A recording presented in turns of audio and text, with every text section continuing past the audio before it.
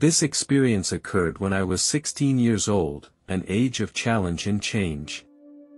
I, like most boys, underwent tremendous changes both physically and mentally as I entered puberty.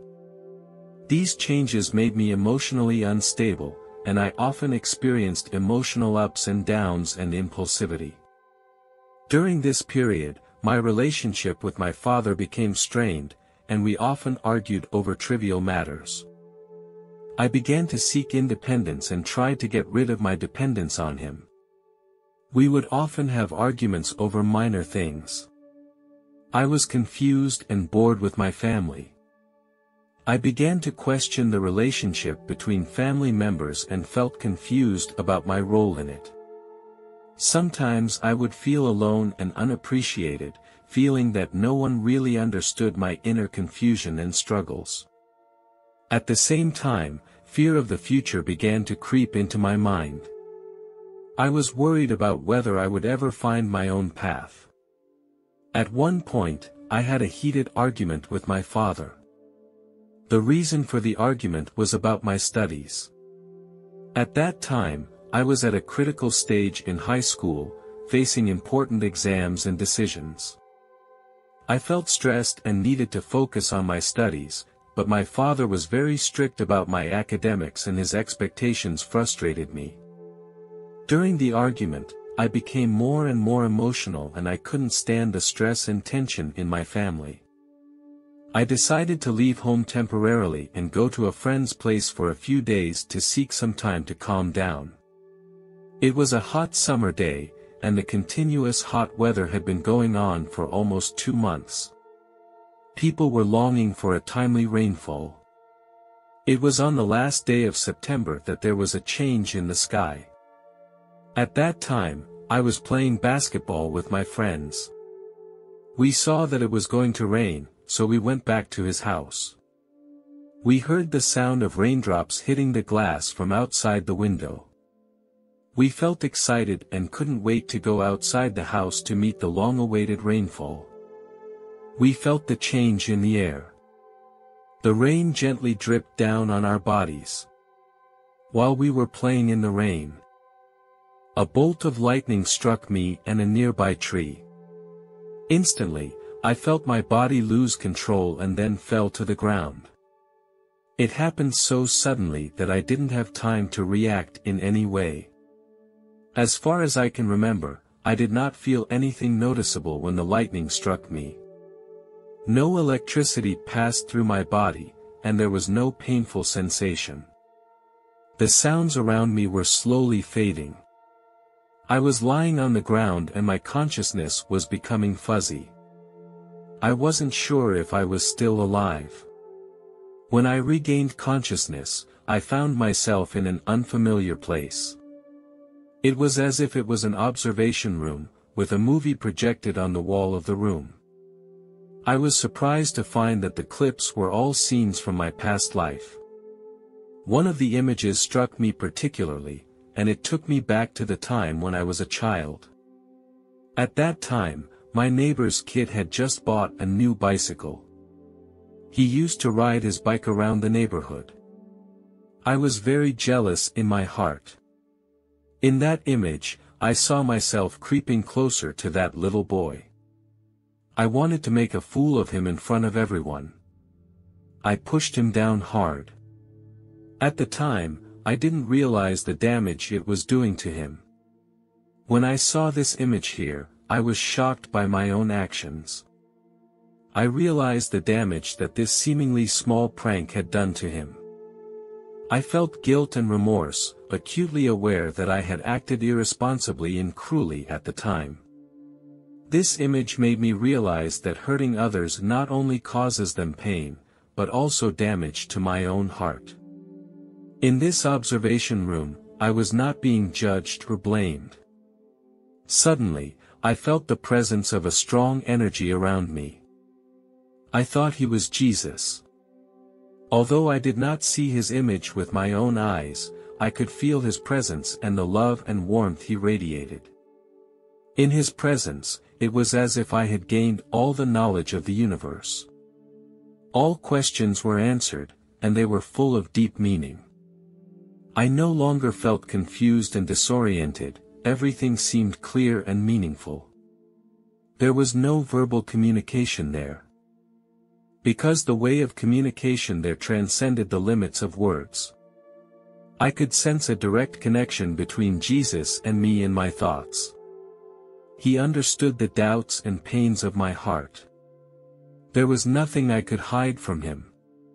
Jesus clearly communicated to me an important message: everything is about love. The essence of this universe is love, and love is the root and driving force of all things. He showed me the power and infinite possibilities of love and gave me a deep appreciation of the importance and value of love.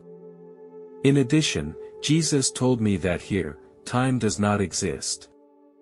He explained that time is just a concept, a tool created by man. Its only function is to remind us when we should do something. Here, I experienced the feeling of transcending time, where everything happens in the present moment and the past and the future are merged together. I understand that this may sound crazy or hard to understand, but here, these ideas become very clear and real. Here, too, I was able to see what it was like on Earth. I saw myself lying in a hospital bed. I was able to see clearly what was going on around me. My senses became extremely sharp and I was able to magnify and focus on what was in my field of vision. I did not feel pain, instead, I now felt very calm and serene. I heard a conversation between the doctor and my father. The doctor told my father that I had been unconscious for half an hour and that even if I woke up at this moment, I would probably have severe brain damage. I felt that the doctor was not professional and that she did not understand my state at the moment. In fact, I feel better now than I ever have. I realized that my soul was not a part of my body. In that moment, I transcended the confines of my physical body and became a silent observer. I was not interested in what was happening in the hospital, because my focus was on a higher level. I was no longer bound by the constraints of time and space.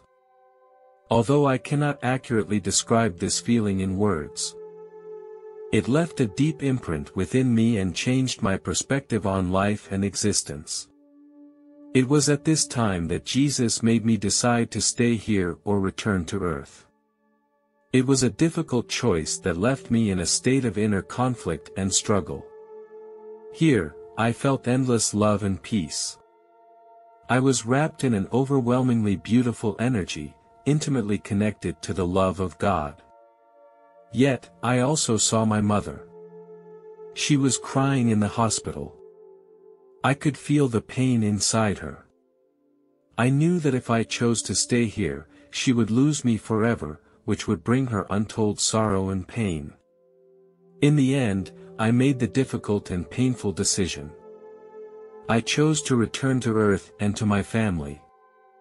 As I made my choice, Jesus sent his blessing on me. Suddenly, an invisible force began to guide me. My soul was breaking away from here. In that moment, I saw a bright flash of light that illuminated the whole scene. My soul was reconnecting with my body. I slowly felt the presence of my body and sensed the temperature and sounds around me. My consciousness returned to my body. I felt the rhythm of my breathing, the beating of my heart, and the sensation of blood flowing through my body. I slowly opened my eyes and saw the white walls of the hospital room. The moment I returned to my body, I understood that this was a rebirth. I gratefully placed my hand on my chest and felt my heartbeat. My mother's face showed surprise when she saw me awaken.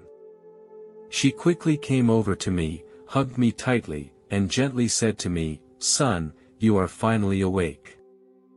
I felt her love wrapping around me and warming my heart. I knew that I had made the right choice. When I told my mom about the experience, she thought it was just a dream. I know that her reaction came from a lack of understanding of the supernatural experience. However, for me, it was a real and profound experience that could not be simply classified as a dream or a hallucination. At that time, the term near-death experience was not yet popular and few people talked openly about such experiences. Society had a deep prejudice against paranormal phenomena. So I chose to keep quiet and bury the experience deep inside. I knew that such an experience would not be accepted and understood by society. Over time, I have learned to accept this experience. I respect everyone's different views and beliefs about paranormal experiences. Now, 41 years later, I remain convinced that the experience was real and that it has had a profound impact on my life. Although I don't talk about it publicly, it is a constant reminder to me of the importance of love and tolerance. As the internet became more popular and information spread, I began to read articles and stories about near-death experiences on the internet. I found more and more people sharing similar experiences and feelings. Online, I found a community of understanding and accepting people sharing their own near-death experiences. I no longer felt alone. As the years passed, the term near-death experience began to become commonplace, and it became a hot topic of discussion and research. More and more books and documentaries were published. The topic is no longer ignored or marginalized, but has become a widely discussed area. I am very pleased because this means that more people are accepting this phenomenon. If someone asks me, "Do you believe that God really exists?" I would answer in the affirmative. When difficulties come, it is difficult for human beings to rely on their own strength to gain inner comfort and power. One day I found a Bible in my house. I had never read it carefully because I found its contents too cluttered. I turned to a random page that talked about the wisdom of God. I read and thought about it carefully, and I began to feel the depth of meaning.